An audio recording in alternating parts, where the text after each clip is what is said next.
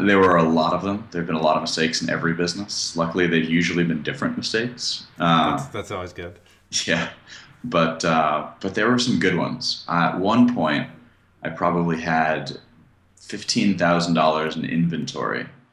Uh, Sitting across various different sort of accounts online, and someone came in.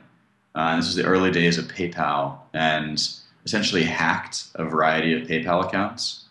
Knew that I was relatively unsophisticated, yet moving a pretty significant amount of currency, and essentially purchased all of it, $15,000 worth of currency with fraudulent PayPal accounts. All of it then got charged back, but I'd already given the currency over. So essentially, I was out 15 grand in a period of 12 hours. Um, that didn't happen again, but it was pretty embarrassing at the time.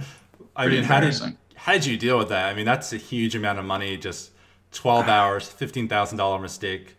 I You mean, know, that would be it crushing. it was it made for a sad couple days, and then I realized that you know what, I'd made a lot more than that also, and I would make it again, and that it could have been worse. Had I learned this lesson further down the road, it might have been even more.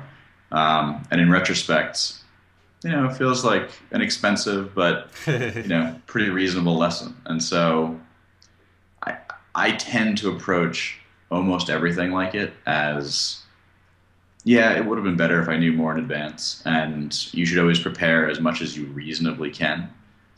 But at the end of the day, I have been far better off looking to move forward as quickly and effectively as possible Right. and making some mistakes along the way than by trying to make everything bulletproof before starting.